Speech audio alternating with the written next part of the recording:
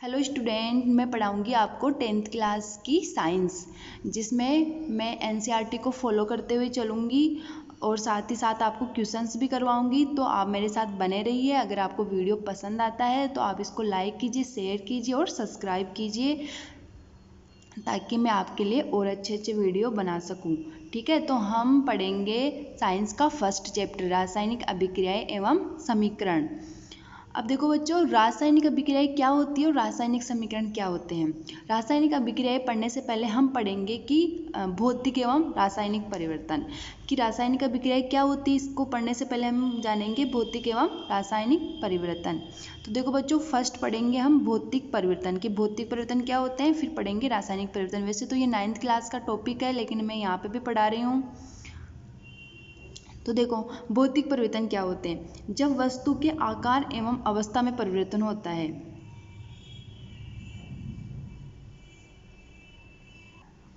जब वस्तु के आकार एवं अवस्था में परिवर्तन होता है तथा पदार्थ को पुनः प्राप्त किया जा सकता है, अर्थात पदार्थ की मूल अवस्था में परिवर्तन नहीं होता है, तो उसे क्या बोलते हैं, भौतिक परिवर्तन। देखो बच्चों, पदार्थ, कोई भी पदार्थ होता है उसकी 3 अवस्थाएं होती है। ये हमने 9th में पढ़ा है। कौन कौन सी अवस्थाएं होती है, जैसे गैस होती है, ठीक है, द्रव और ठोस। ये पदार्थ की कौन सी अवस्थाएं, 3 अवस्थाएं हैं, गैस, द्रव और ठोस।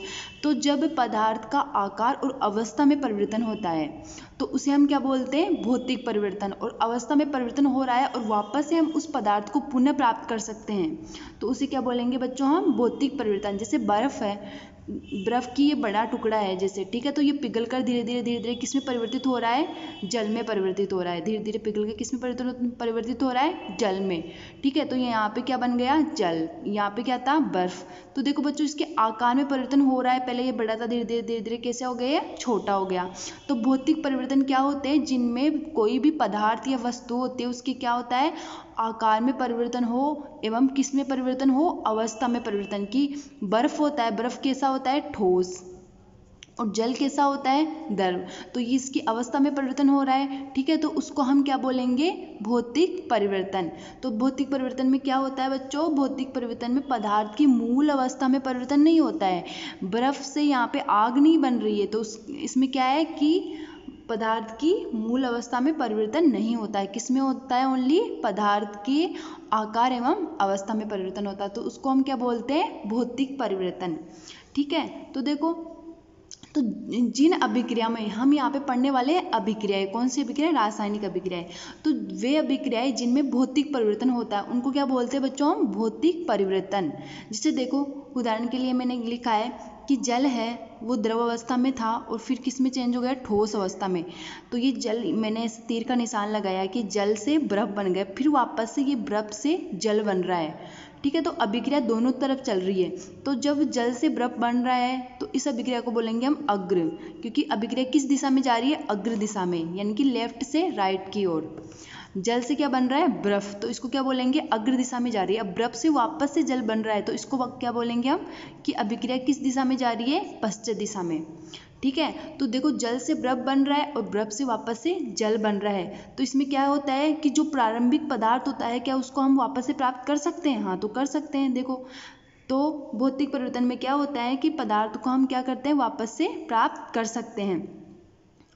दूसरा एग्जाम्पल देखो, लकड़ी को काटना। जैसे लकड़ी को हम काट रहे हैं, उसको छोटे छोटे टुकड़ों में तोड़ रहे हैं, तो ये भी क्या है, एक प्रकार का भौतिक परिवर्तन। ऐसे मोम का पिघलना, मोम का जलना भौतिक परिवर्तन नहीं है, मोम का पिघलना। तो देखो, मोम है, मोम पिघल रही है, तो पिघली हुई मोम से हम वापस से मोम बना सकते हैं, तो मूल पदार्थ को हम प्राप्त कर सकते हैं। तो ये क्या है, भौतिक परिवर्तन।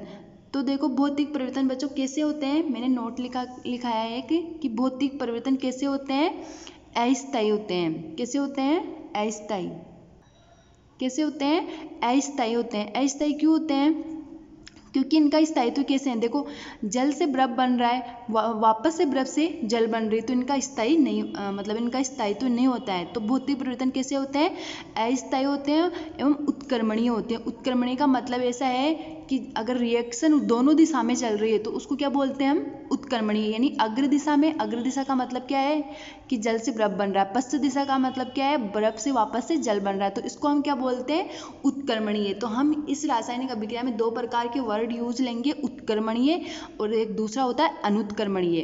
तो उत्क्रमणीय का मतलब ऐसा होता है बच्चों, जैसे जल है H2O से वापस से क्या बन रहा है, यहाँ पे बर्फ बन रही है, ठीक है, तो ये क्या हो गई, बर्फ से वापस से बन गया जल, तो इसको क्या बोलेंगे हम, उत्क्रमणीय। क्यों बोलेंगे, क्योंकि अभिक्रिया दोनों दिशा में चल रही है और वापस से हम मूल पदार्थ को प्राप्त कर सकते हैं, तो उसको क्या बोलते हैं हम, उत्क्रमणीय। तो भौतिक परिवर्तन याद रखोगे आप लोग कि भौतिक परिवर्तन किसे बोलते हैं, कि ऐसा परिवर्तन जिसमें पदार्थ का आकार एवं अवस्था में परिवर्तन होता है तथा पदार्थ को पुनः प्राप्त किया जा सकता है। इसके अलावा दूसरा पॉइंट कि पदार्थ की मूल अवस्था में परिवर्तन नहीं होता है, तो उसको क्या बोलते हैं, भौतिक परिवर्तन। एग्जाम्पल देख लिया हमने, जल का बर्फ बना या बर्फ का पिघलना, तो ये किस प्रकार के परिवर्तन है, भौतिक परिवर्तन। इसी प्रकार जैसे लकड़ी को काटना, किसी भी हम फल को काट रहे हैं तो वो भी क्या है, भौतिक परिवर्तन। मोम का पिघलना वो भी क्या है, भौतिक परिवर्तन। तो भौतिक परिवर्तन बच्चों कैसे होते हैं, अस्थायी होते हैं एवं उत्क्रमणीय होते हैं। उत्क्रमणीय का मतलब समझ गए ना, कि अभिक्रिया दोनों दिशा में हो रही है, तो अभिक्रिया जब दोनों दिशा में होती है तो उसको क्या बोलेंगे, उत्क्रमणीय। यानी कि हम प्रारंभिक जो पदार्थ है हमारे पास उसको हम वापस से प्राप्त कर रहे हैं, ठीक है। दूसरा पढ़ेंगे हम रासायनिक परिवर्तन। तो देखो रासायनिक परिवर्तन किसे कहते हैं, ऐसा परिवर्तन जिसमें पदार्थ के मूल गुणों में परिवर्तन होता है। ऐसा परिवर्तन जिसमें पदार्थ के मूल गुणों में परिवर्तन होता है, वो मूल गुण कौन कौन से हैं मैं आपको आगे पढ़ाने वाली हूँ। तो ऐसा परिवर्तन जिसमें पदार्थ के मूल गुणों में परिवर्तन होता है तथा एक नए पदार्थ का निर्माण होता है। किसका निर्माण हो रहा है, एक नए पदार्थ का निर्माण होता है, तो इसे क्या बोलते हैं, रासायनिक परिवर्तन।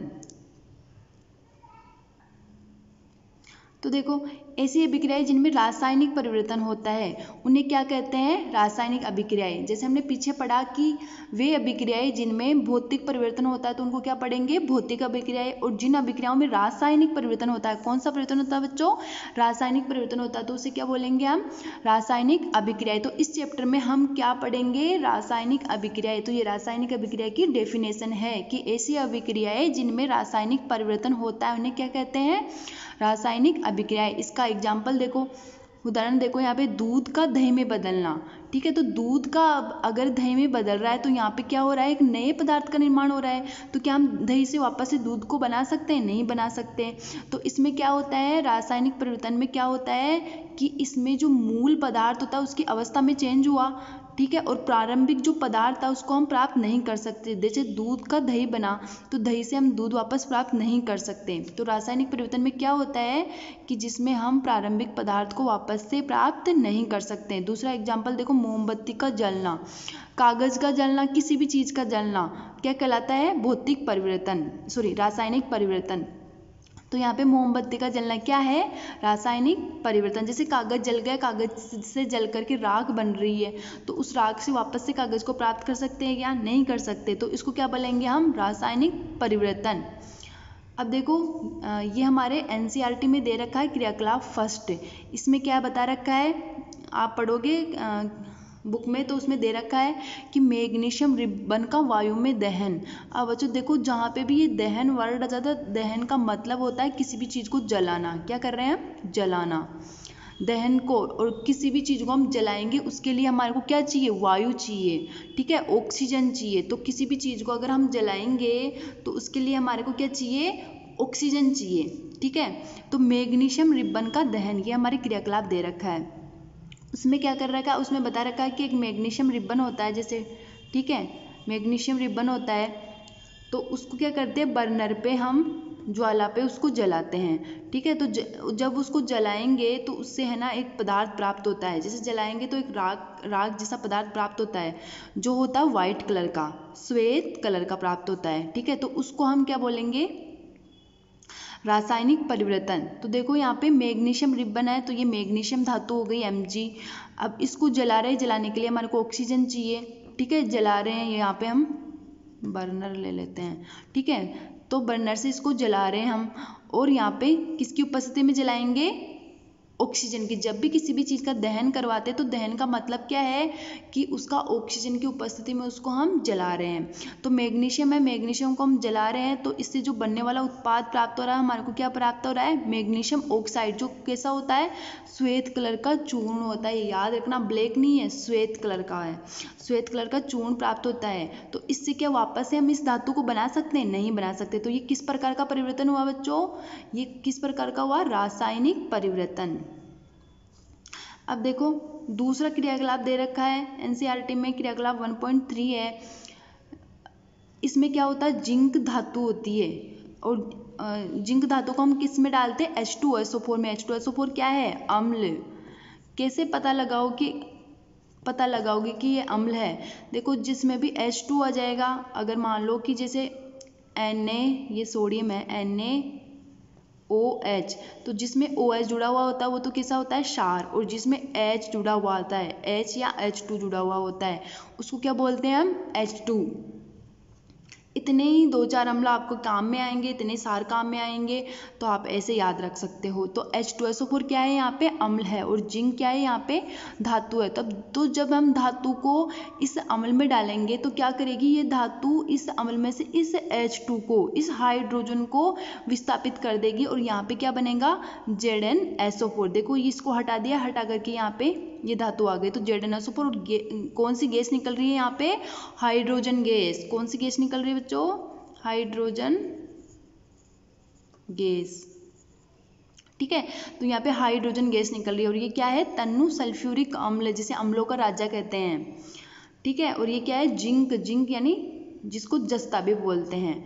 तो देखो अब हमने पढ़ लिया, 2 एग्जाम्पल पढ़ लिया, एक तो मैग्नीशियम रिबन का वायु में दहन, और एक जिंक होता है, जिंक को जब अम्ल में डालते हैं तो कौन सी गैस निकलती है, हाइड्रोजन। यहाँ पे जो ये H2SO4 होता है, ये भी कलर में परिवर्तन नहीं होता, हालांकि रासायनिक अभिक्रियाओं में कलर में भी परिवर्तन होता है, यानी रंग में भी परिवर्तन होता है, लेकिन इसमें रंग में परिवर्तन नहीं हो रहा है। क्यों, क्योंकि इसमें जो H2SO4 होता है वो भी कलरलेस होता है, और जो यहाँ पे ये पदार्थ बनता है वो भी कैसा होता है, रंगहीन होता है। तो दोनों यहाँ पे कैसे होते हैं, रंगीन होते हैं। इसके अलावा कलर का मैं आपको एग्जाम्पल बता देती हूँ।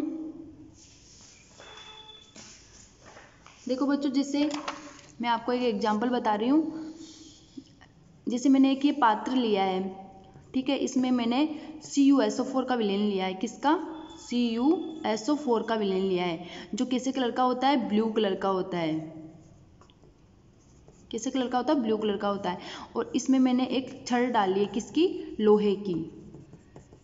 इसमें मैंने एक लोहे की छड़ डाली है, ठीक है। तो जब मैं इसमें ये लोहे की छड़ डाल देती हूँ तो ये Fe होता है, वो इस कॉपर को क्या कर देता है, यहाँ से प्रतिस्थापित कर देता है। तो देखो यहाँ पे Fe प्लस CuSO4, तो ये Fe किसको प्रतिस्थापित कर देता है, CuSO4 को, खुद जुड़ जाएगा, तो FeSO4। तो यहाँ पे ये जो विलयन होता है वो कैसा कलर का होता है, नीला कलर का होता है। और जब यहाँ से ये इसको प्रतिस्थापित कर देता है तो ये किस प्रकार का बन जाता है, कलरलेस हो जाता है। तो इस प्रकार जब भी ये यहाँ पे क्या हुई, रासायनिक अभिक्रिया हुई, तो रासायनिक अभिक्रिया होती है तो उसमें क्या होता है, कलर में भी चेंज आता है। तो देखो बच्चों, हम अब जो भी एग्जाम्पल पढ़े हुए उससे क्या निष्कर्ष प्राप्त हुआ है। तो देखो रासायनिक अभिक्रिया हुई है, उसका पहचानने का तरीका है, ये एनसीईआरटी में भी दे रखा है आपको, कि अवस्था में परिवर्तन होता है। जैसे मैंने बताया कि रासायनिक परिवर्तन किसे कहते हैं, तो रासायनिक परिवर्तन में क्या होता है कि मूल गुणों में परिवर्तन होता है। तो मूल गुण कौन कौन से उसके, तो देखो, और जिन अभिक्रिया में रासायनिक परिवर्तन होते हैं उनको क्या बोलेंगे, रासायनिक अभिक्रिया। तो रासायनिक अभिक्रिया हुई है, ये हम कैसे पता लगाएंगे कि पहले कि उसकी अवस्था में चेंज हुआ है या नहीं हुआ है। तो देखो अवस्था में परिवर्तन होता है, रंग में परिवर्तन होता है, जैसे मैंने अभी एग्जाम्पल दिखाया कि लोहे की जो छड़ होती है उसको कॉपर सल्फेट के विलयन में डालते हैं, तो कॉपर सल्फेट के विलयन में डालेंगे तो उसका कलर क्या हो जाएगा, गायब हो जाएगा उस विलयन का, और वो विलयन कैसा हो जाएगा, रंगहीन हो जाएगा। दूसरा गैस का उत्सर्जन होता है, जैसे मैंने अभी यहाँ पे एग्जाम्पल बताया आपको कि जिंक है, जिंक को मैं अगर अम्ल में डालती हूँ तो यहाँ पे ये इसको हाइड्रोजन को प्रतिस्थापित कर देगा, और यहाँ पे एक अवशय प्राप्त होगा जिसको हम क्या बोलते हैं, जिंक ZnSO4, ठीक है, जिंक सल्फेट। और यहाँ पे गैस कौन सी मुक्त हो रही है, हाइड्रोजन। तो रासायनिक अभिक्रिया में क्या होता है, गैसों का उत्सर्जन भी होता है, तापमान का परिवर्तन होता है। देखो यहाँ पे मिला रहे हम, जैसे जैसे हम धातु को इस अम्ल में मिलाएंगे तो यहाँ पे क्या होगा, तापमान बढ़ने लग जाएगा, तापमान बढ़ेगा तभी तो गैस का उत्सर्जन होगा। तो रासायनिक अभिक्रिया में बच्चों क्या क्या होता है, अवस्था में परिवर्तन होता है, रंग में परिवर्तन होता है, गैस का उत्सर्जन होता है और तापमान में परिवर्तन होता है। तो आपको अगर बोर्ड में छोटा क्वेश्चन पूछ ले, शॉर्ट क्वेश्चन पूछ सकते हैं कि किस प्रकार हम पता लगाएंगे कि एक रासायनिक अभिक्रिया हुई है या नहीं हुई है। तो रासायनिक अभिक्रिया की पहचान करने के कौन कौन से तरीका होते हैं, अवस्था में परिवर्तन, रंग में परिवर्तन, गैस का उत्सर्जन और तापमान में परिवर्तन। और जो आपको क्रियाकलाप दे रखे हैं वो मैंने आप लोगों को बता दिए हैं, ठीक है। तो यहाँ पे देखो, इसका मैं डायग्राम बना करके बता देती हूँ कि ऐसे H2SO4 लेते हैं हम, H2SO4 लेते हैं हम ऐसे, और इसमें हम क्या डालते हैं, जिंक डालते हैं, और ये क्या होता है H2SO4। तो ये जिंक क्या करता है, इस H2 को प्रतिस्थापित कर देता है यहाँ पे, जो मैंने आप लोगों को यहाँ पे बता दिया है। अब देखो बच्चों, मैंने नोट लिखा है कि जो रासायनिक अभिक्रिया होती है वो कैसी होती है, अनुत्क्रमणीय होती है। अनुत्क्रमणीय का मतलब क्या है कि एक ही दिशा में चलने वाली, एक ही दिशा में चलने वाली अभिक्रिया को क्या बोलते हैं, अनुत्क्रमणीय। देखो यहाँ पे अपन ने ये पढ़ा, एक ही तीर का निशान लगाए, यानी अभिक्रिया किस दिशा में चल रही है, अग्र दिशा में। मैंने 2 तीर नहीं लगाए, इसका मतलब क्या है, अभिक्रिया अनुत्क्रमणीय है। ये ZnSO4 है, इससे वापस से हम ये जिंक क्या है, ये जो ZnSO4 का विलयन प्राप्त हुआ है उससे वापस से हम जिंक नहीं निकाल सकते हैं, वापस से ये प्राप्त नहीं कर सकते। तो रासायनिक अभिक्रियाओं में, यानी रासायनिक जो परिवर्तन या रासायनिक अभिक्रियाएं होती हैं उनमें हम मूल पदार्थ को वापस से प्राप्त नहीं कर सकते। तो देखो बच्चों, रासायनिक अभिक्रियाएं कैसी होती है, अनुत्क्रमणीय होती है, एवं कैसी होती है, स्थायी होता है, क्योंकि इसमें स्थायी उत्पाद का निर्माण हो गया। ये क्या है, उत्पाद, और ये क्या है इधर, अभिकारक। तो यहाँ पे स्थायी उत्पाद का निर्माण हो गया है। इसीलिए जो रासायनिक अभिक्रिया होती है वो कैसी होती है, अनुत्क्रमणीय होती है और स्थायी होती है। आप इसका स्क्रीनशॉट ले सकते हो, फिर आगे पढ़ाते हैं।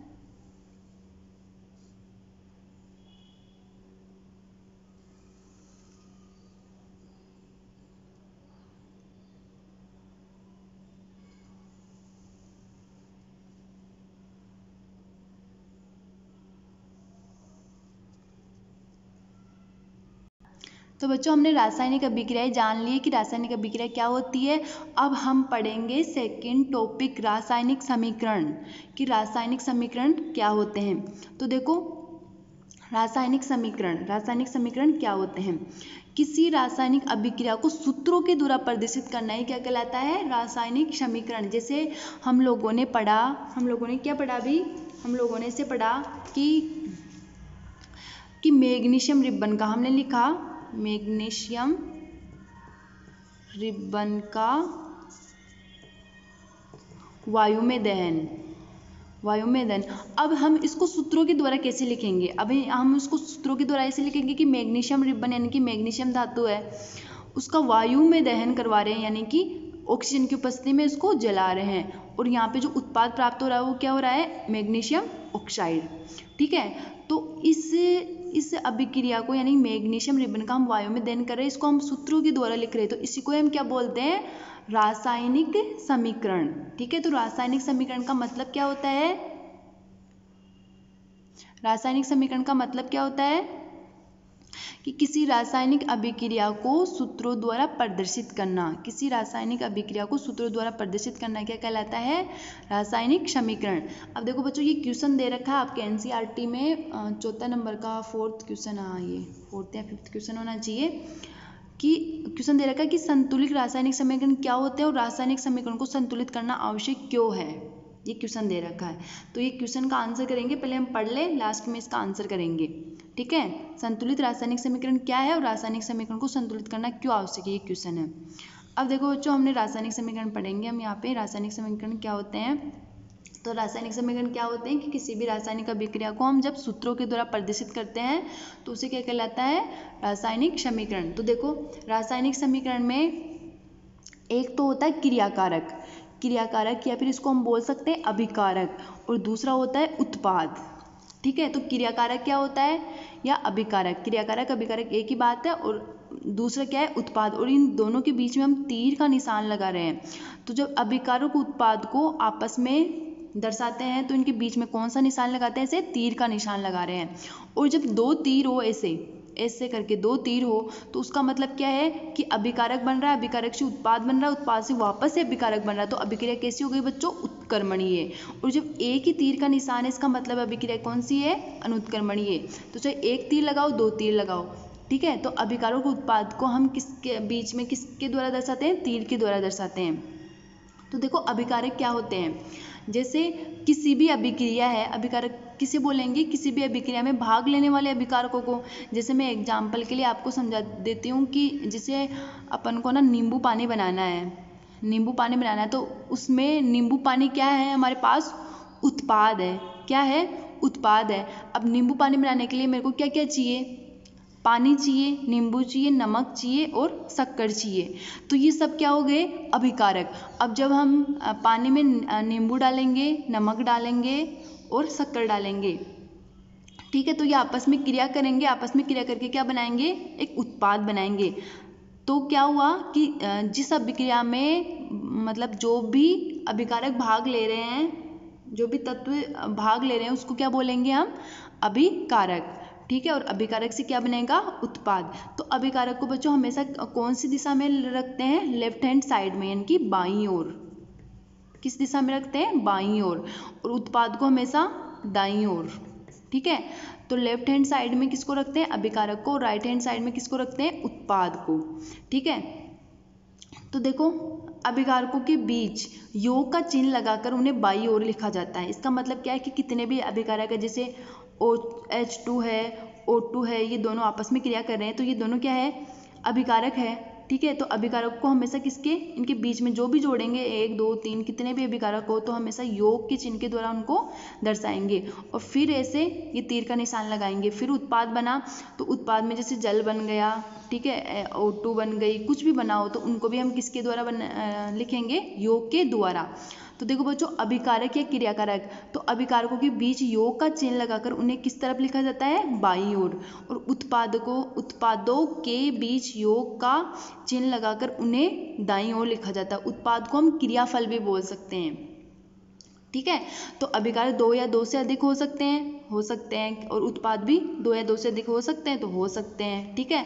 तो जितने भी अभिकारक होंगे उनको योग के द्वारा लिखेंगे, और उत्पाद है, उत्पादों के बीच में भी कौन सा चिन्ह लगाएंगे, योग का, ठीक है। और उनको दाईं तरफ लिखेंगे उत्पाद को, और अभिकारक को बाईं ओर लिखेंगे। तो ये है रासायनिक समीकरण को कैसे प्रदर्शित करते हैं। तो आपके बोर्ड में क्वेश्चन आ सकता है कि रासायनिक समीकरण को कैसे लिखते हैं, तो आप यहाँ पे बताओगे इसको, ठीक है, कि रासायनिक समीकरण को, कि रासायनिक समीकरण में अभिकारक होता है, एक उत्पाद होता है। अभिकारक को हम किस ओर लिखते हैं, बाईं ओर लिखते हैं, और उत्पाद को हम दाईं ओर लिखते हैं, और दोनों के बीच में हम तीर का निशान लगाते हैं। अब पढ़ेंगे बच्चों हम रासायनिक समीकरण। रासायनिक समीकरण में पढ़ेंगे कि संतुलित और असंतुलित रासायनिक समीकरण का मतलब क्या है। अभी मैंने क्वेश्चन भी पूछा था आप लोगों से, तो हम पढ़ने वाले हैं कि संतुलित और असंतुलित रासायनिक समीकरण क्या है। तो देखो बच्चों संतुलित समीकरण हम पढ़ेंगे, संतुलित समीकरण। संतुलित समीकरण, संतुलित समीकरण का मतलब क्या है। तो देखो संतुलित समीकरण पढ़ेंगे तो संतुलित समीकरण में जैसे मैंने ना एक अभिक्रिया लिखी, जैसे C+O2 से क्या बन रहा है, CO2, ठीक है। तो ये अभिक्रिया है, कौन सी अभिक्रिया है, एक रासायनिक अभिक्रिया है, ठीक है। ये कौन सी अभिक्रिया है, एक रासायनिक अभिक्रिया है। तो इस रासायनिक अभिक्रिया में कार्बन है, ऑक्सीजन है, और कार्बन और ऑक्सीजन क्रिया करके क्या बना रहे हैं, CO2। तो देखो ये बाईं ओर है, तो जो बाईं ओर, जिसको हम बाईं ओर लिखते हैं उनको क्या बोलते हैं, अभिकारक। और यहाँ पे ये क्या प्राप्त हो रहा है, दाईं ओर उत्पाद, ठीक है। तो ये क्या है बच्चों, अभिकारक, और ये क्या है, उत्पाद। तो देखो अगर इस रासायनिक समीकरण में देखो यहाँ पे कार्बन की संख्या 1 है, और यहाँ पे भी कार्बन की संख्या 1 है, यहाँ पे ऑक्सीजन की संख्या 2 है, और यहाँ पे भी ऑक्सीजन की संख्या 2 है। अगर किसी भी रासायनिक समीकरण में उसमें बाईं और दाईं ओर मतलब अभिकारक और उत्पाद दोनों साइड अगर परमाणुओं की संख्या समान है तो उसको क्या बोलेंगे हम, संतुलित रासायनिक समीकरण, ठीक है। अगर असमान है तो उसको क्या बोलेंगे हम, असंतुलित। तो देखो जैसे मैंने एग्जाम्पल दिया, जैसे मैंने यहाँ पे दे दिया, यहाँ पे मैंने 2 लिख दिया, ठीक है। तो यहाँ पे ऑक्सीजन कितने हो गए, 2 और 2 4 हो गए, 2 कार्बन हो गए, यहाँ पे कार्बन 1 है और यहाँ पे भी ऑक्सीजन 1 है। तो ये समीकरण कैसी हो गई, असंतुलित। क्यों, क्योंकि इसमें दोनों और परमाणुओं की संख्या क्या नहीं है, समान नहीं है।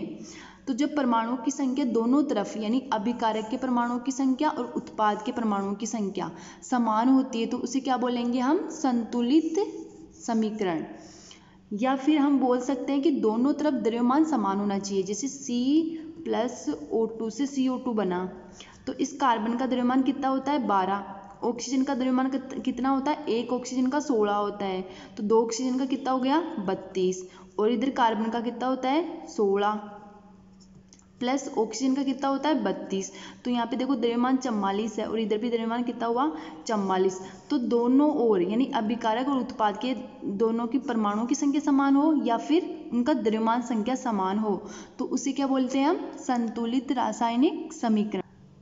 तो देखो बच्चों, रासायनिक समीकरण, संतुलित रासायनिक समीकरण और असंतुलित रासायनिक समीकरण, आपके क्वेश्चन पूछा भी हुआ है। इसमें एनसीईआरटी बुक में क्वेश्चन दिया हुआ है कि संतुलित रासायनिक समीकरण क्या है, तो उसकी डेफिनेशन आप क्या लिखोगे, ऐसे रासायनिक समीकरण जिनमें अभिकारक एवं उत्पाद के परमाणुओं की संख्या क्या होती है, समान होती है।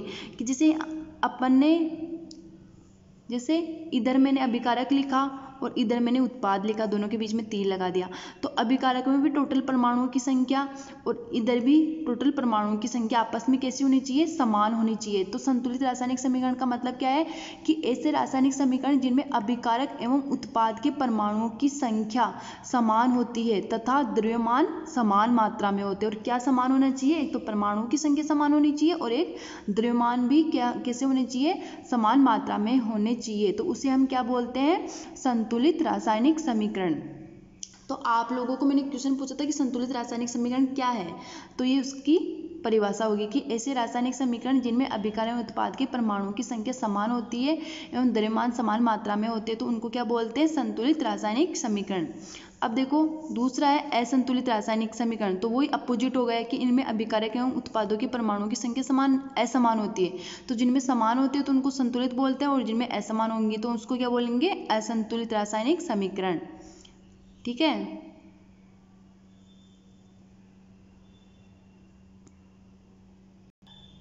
ये मैंने नोट लिखा है, इम्पोर्टेंट है, ये बोर्ड में पूछ लेते हैं, छोटा क्वेश्चन पूछ सकते हैं आप लोगों को 1 नंबर का। रासायनिक समीकरणों को संतुलित करने की विधि को क्या बोलते हैं, हिट एंड ट्रायल विधि या अनुमान विधि। तो डायरेक्ट क्वेश्चन आ सकता है कि कोई भी हमारे को जैसे रासायनिक समीकरण दे दिया, उसको हम संतुलित करेंगे, वो असंतुलित है उसको हम संतुलित करेंगे, कैसे करेंगे वो हम सीखेंगे। ठीक है। तो रासायनिक समीकरणों को संतुलित करने की विधि को हम कौन सी विधि बोलते हैं, हिट एंड ट्रायल विधि या फिर अनुमान विधि, ये आप लोगों को ध्यान में रखना है। अब देखो एक हम पढ़ेंगे द्रव्यमान संरक्षण का नियम। जैसे हमने 9th क्लास में, आपको याद होगा 9th क्लास में द्रव्यमान संरक्षण का नियम पढ़ा था। तो द्रव्यमान संरक्षण का नियम क्या होता है, कि किसी रासायनिक अभिक्रिया में द्रव्यमान को न तो उत्पन्न किया जा सकता है और न ही नष्ट किया जा सकता है। अर्थात द्रव्यमान क्या होता है, सदैव सुरक्षित रहता है। तो ये क्या है, द्रव्यमान संरक्षण का नियम। तो ये भी आप लोगों को पूछ सकते हैं कि द्रव्यमान संरक्षण का नियम क्या होता है।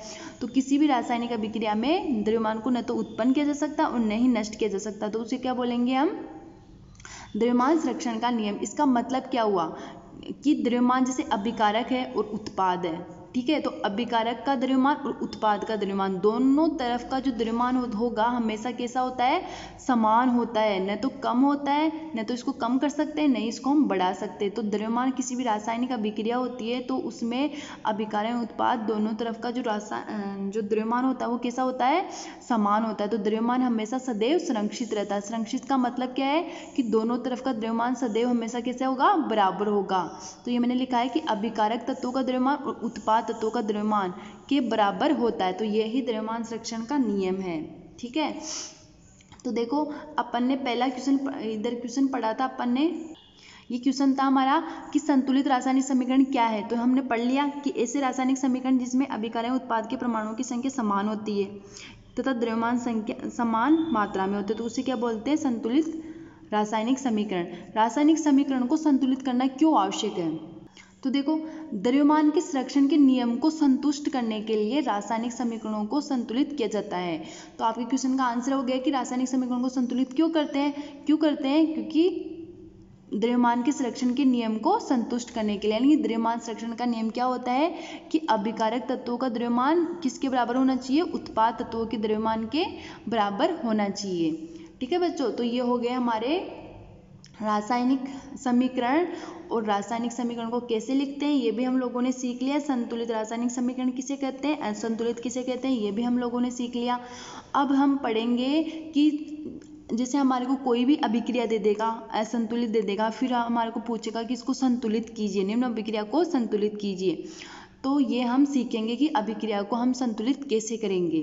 ठीक है, तो बच्चों अगर आपको सीखना है कि मतलब अभिक्रिया को संतुलित करना सीखना है, तो उससे पहले आपको जो ये मैं तत्व लिखा रही हूँ इम्पोर्टेंट, इनको आप लोग अगर याद कर लोगे तब तो आप सीख जाओगे। अगर आपको याद नहीं होंगे तो आप नहीं सीख पाओगे। ठीक है, तो आपको ये याद करना ज़रूरी है। अब देखो, मैं पूरा तो मैं आपको बता नहीं सकती, पूरा तो मैं जब आपको 5th चैप्टर पढ़ाऊँगी तो उसमें मैं आवर्त सारणी पढ़ाऊँगी। ठीक है, आवर्त सारणी में मैं आप लोगों को अच्छे से याद करवा दूँगी। अभी तो मैंने वो तत्व लिखे इसमें जो आपके एनसीईआरटी में दिए हुए हैं। अगर आप ये सब याद कर लोगे तो आप रासायनिक समीकरण को संतुलित करना सीख जाओगे। ठीक है, तो देखो फर्स्ट है, इसमें मैंने लिखा है तत्व और उसका सूत्र और आवेश और उसका प्रदर्शन कैसे करते हैं। ठीक है, तो ये आप लोगों को सीखना है।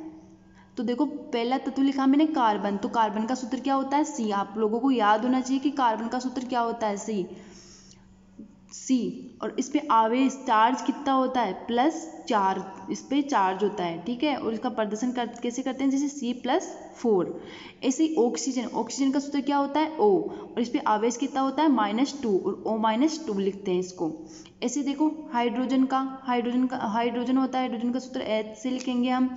आवेश क्या होता है? -1 भी हो सकता है, +1 भी हो सकता है। अगर ये धातुओं के साथ होता है तो -1, और धातुओं के साथ होता है तो +1। आप तो इतना रखो कि इस पे चार्ज कितना होता है। आपको 10th लेवल का बस इतना याद रखना है कि इस पे आवेश कितना होता है। माइनस प्लस भी भूल जाओ तो कोई बात नहीं, बस याद रखना है कि इस पे 1 होगा, 2 होगा। ठीक है, तो हाइड्रोजन भी कितना होता है? -1 भी हो सकता है, +1 भी हो सकता है, तो 1 होता है कुल मिला करके। तो जब प्लस होता है तो उसको ऐसे लिखते हैं, माइनस होता है तब इसको ऐसे लिखते हैं। अब देखो, सल्फर पे चार्ज कितना होता है? ऐसे लिखते हैं, -2, जिसे गंधक भी बोलते हैं। ठीक है, और S-2 ऐसे लिख देंगे। ठीक है, तो देखो बच्चों, ऑक्सीजन जैसे हम आवर्त सारणी पढ़ेंगे ना, तो आवर्त सारणी में पढ़ेंगे मैं याद करवाऊंगी आपको ओल्ड स्टाइल से टीपो, ऐसे ही।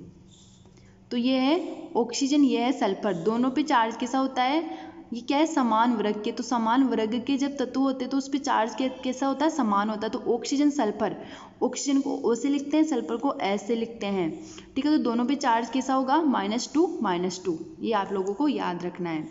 अब देखो, क्लोरीन, दूसरा एक वर्ग पढ़ते हैं हम,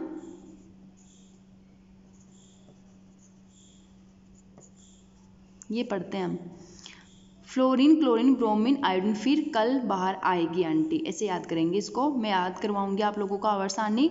तो यहाँ पे इन सब का चार्ज क्या होता है? -1। ठीक है, तो क्लोरीन को किससे लिखते हैं? Cl से लिखते हैं, और इस पे चार्ज -1 होता है, Cl- ऐसे। सोडियम एक धातु है, इस पे चार्ज कितना होता है? +1। ठीक है, ऐसे एल्यूमिनियम पे चार्ज कितना होगा? +3, उसको Al+3 ऐसे लिखेंगे। ठीक है, अब ऐसे देखो, बेरियम पे चार्ज कितना होता है? Ba। ये काम में आने वाले तत्व, ये आपको याद होंगे तभी आप किसी अभिक्रिया को संतुलित कर पाओगे, नहीं तो नहीं कर पाओगे।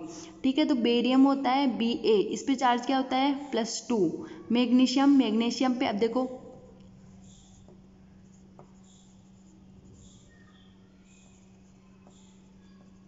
ये होते हैं बेरिलियम, मैग्नीशियम, कैल्शियम, स्ट्रोंशियम और बेरियम।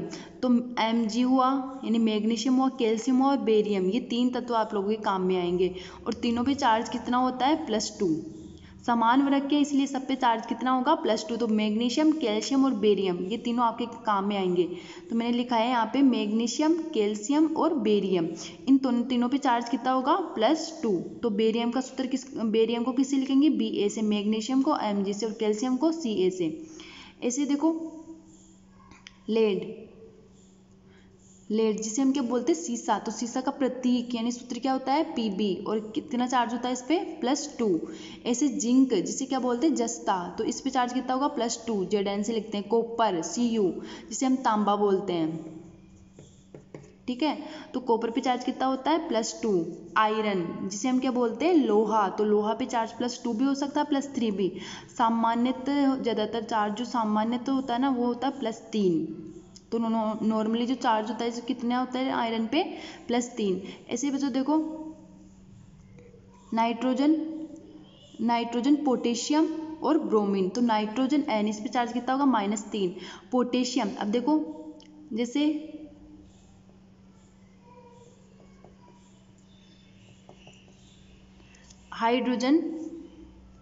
हाइड्रोजन लिथियम, सोडियम और पोटेशियम, ठीक है। तो देखो हाइड्रोजन पे भी +1 होता है, लिथियम पे +1, इस पे भी +1 और पोटेशियम पे भी +1।